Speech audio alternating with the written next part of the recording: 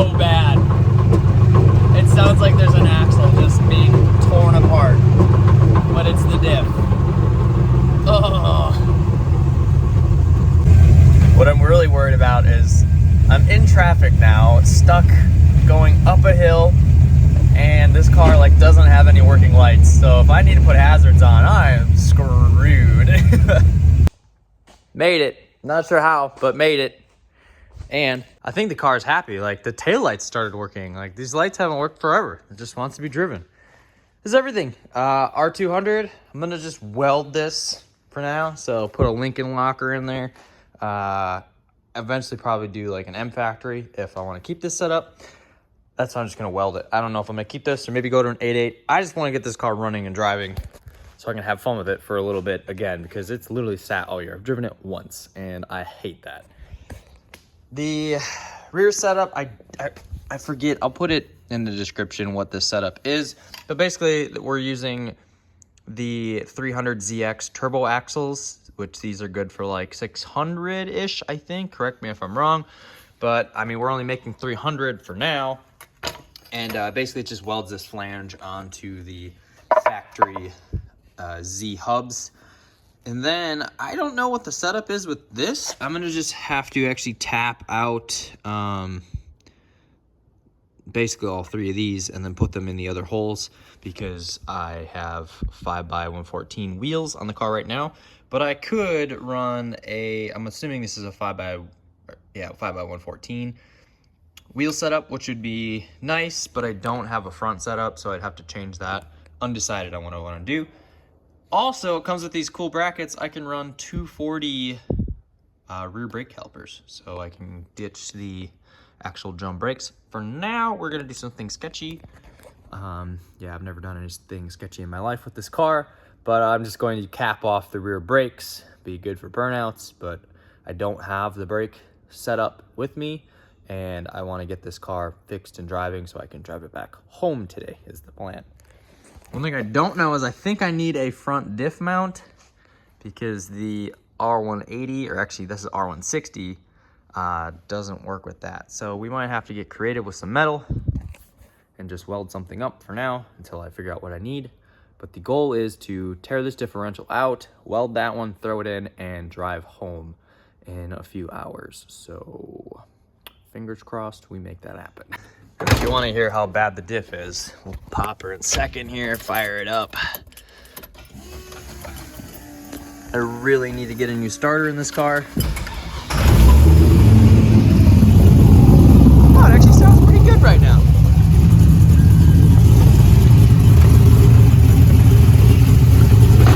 Oh yeah, you can hear it if I stop it. So glad I made this thing easy to work on. Like one V-band, one bolt, exhaust off.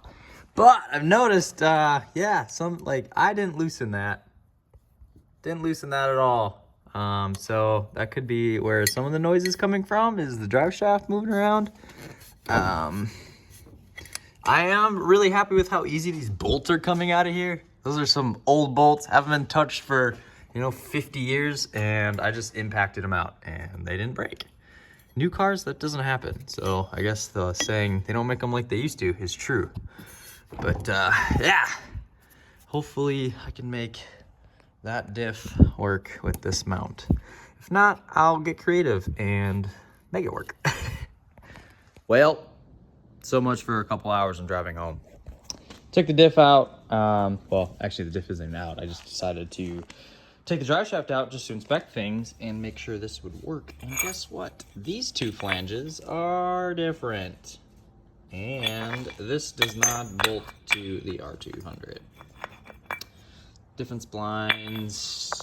So now I have to order a different flange for my drive shaft, which is kind of frustrating because I thought I would be able to bolt this all in there and drive home today.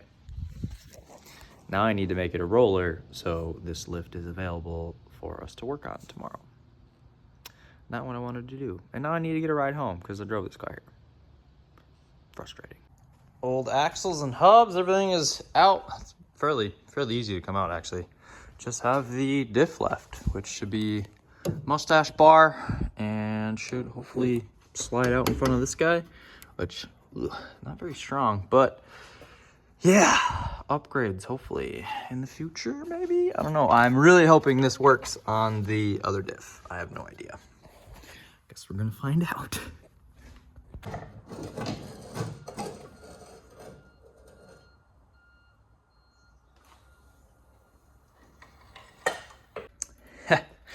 So yeah, that's what a R180 looks like after you do repeated burnouts and clutch dumps and you don't have any fluid in it. That's probably why it's so violent. All these pieces just get stuck behind the gear.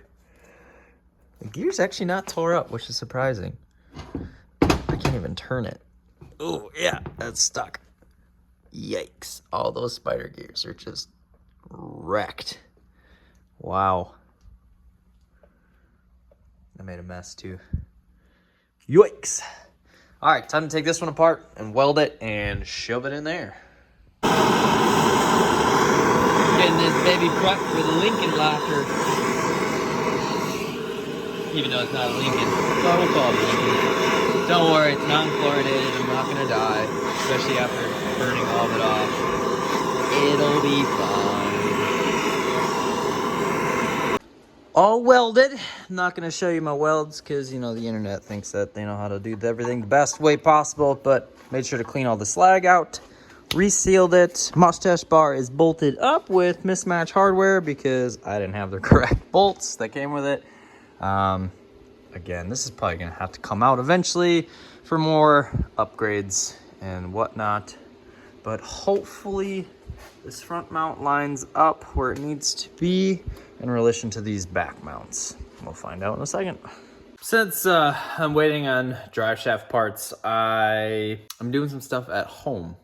The new Motorsport, whatever brackets that you can't get anymore, I need 240 calipers. And I thought I could just use 240 rotors, but I had found a guy in town that drifts, and he's like, here, have these for 20 bucks. So I have brakes, they're at the shop, you'll see them in a sec. But the rotors were too small. Here's a comparison of the 240 rotor, which is the correct pattern, but as you can see, it's significantly smaller in diameter. We need the bigger diameter to fit around the hub. So now we get to drill some more holes. But basically, this contraption you see here, these are Z31 rotors, and yeah, they're rusty, but honestly, the first burnout we do, these things are gonna clear right up. They're 5-lug, and as you can see by the metal shrapnel going on, I am drilling them. It seems crude, primitive, but I've watched a ton of videos, and I guess this is a pretty common thing to do on all sorts of vehicles, to just drill out the rotors to make them fit a different pattern. And surprisingly, it was really easy to drill. I bought a brand new set of bits. These were 20 bucks. So yeah, I mean, you could get rotors for probably 40 bucks off Rock Auto, but I do not want to wait. And I don't know if I can actually get a 4-lug Z31. I think they make them, but they don't seem very common. So here we are. And if this works, I can always switch to a 5-lug too with the same rotors, and I don't have to get another set of rotors. But I'm cheating, and that's why this is looking super weird. I took a bolt that fits in the actual hole where the lug nut would go. That's very similar to the actual lug nut size, along with a lug nut that kind of centers itself, so it keeps it in place. Impacted that down and just used my finger to feel alignment. I'm gonna continue on with doing this and put another bolt in here just so it has another centering for me, and I can just keep plugging away and drilling some holes. I'm not gonna show you any of that. I just kind of wanted to explain what I'm doing and the process of doing it to keep it pretty precise. I mean, that is, there's no play. Like, that's pretty dead nuts. I'm confident going 100 miles an hour with that and it working and stopping for me. So if you're not, well, I don't really care.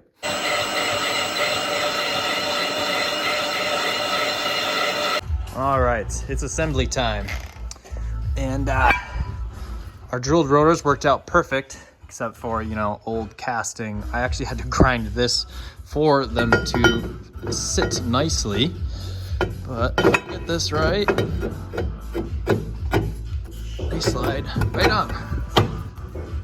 Just like that. Boom. So you can drill rotors and they'll fit perfect. Surface rust will come off. These have just been sitting, so that'll work. My $20 240Z calipers I picked up from a local drifter. I just had to replace the hardwares, grease them up, and now they slide nice. So these will work. Don't have brake pads though, which is kind of annoying. I probably should have ordered those. Drive shaft, different flange on there. This is just a 1310 joint, and then the spacing was different on the r200 versus the r160. So this guy got about 500 miles of use and is now dead to me. And then this one will bolt right up. Oh, and if your axles are not flipped, you actually have to take this cover off and take the balls and everything out and flip your cages in here so you have more room, because these are actually a little bit too long if you just try to chuck them in there. They are different from side to side as well. This one's about a ½ inch longer than that one. I just took a tape measure and measured the distance between the two, and this is the long side, that's the short side. So we should be able to toss them in. Found some random hardware. This should hopefully work for what we need. If not, I guess wouldn't be the first time an axle destroyed a bunch of stuff. All right, we are so close to being done, it's ridiculous. But I am short some bolts. I should have known, because I had to change this flange. The bolts are bigger on this flange. So, and you can't just use regular bolts. You need an Allen head because of the clearance on this. You could grind it, but I'm at this point, like, it doesn't matter. Just gonna get some Allen heads. That'll be done. The other thing that I'm kind of concerned about is, because these drive shafts are technically too long for here and we had to flip the cages, is I don't really have any rear camber in this car, and I feel like there might be some axle binding going on. Hey, this is you from the future. When you get to this part, yeah, you definitely need to lengthen your track width because it rubs. Not much, but it definitely rubs. And then also put some Loctite in here because I drove it a little bit and these came loose. They didn't fall out, but yeah, it came loose. All right, watch the next video and you'll see what I'm doing. Finish this video.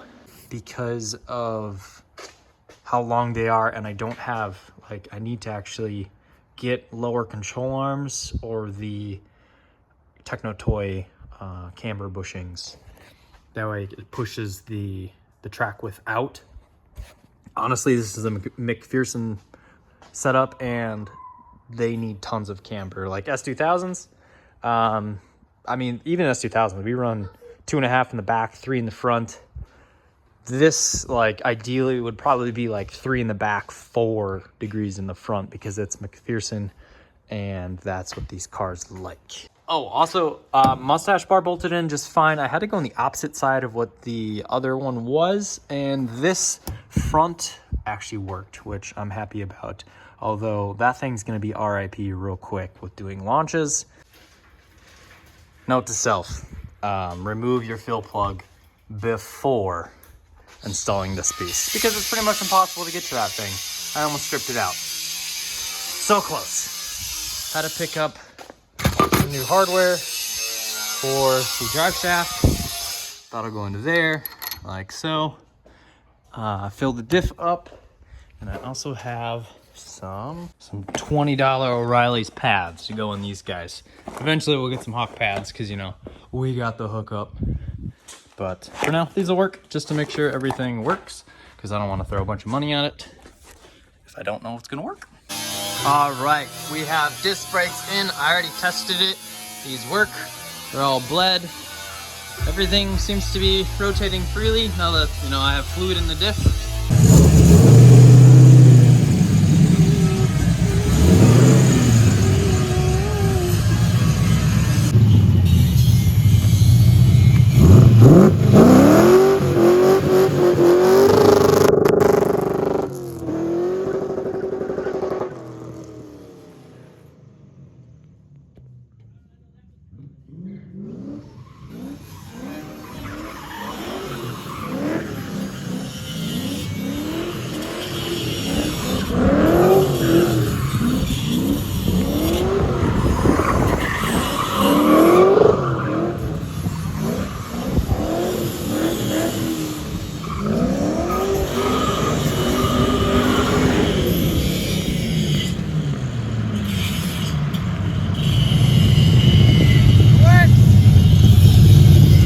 Test drive went good. Yeah.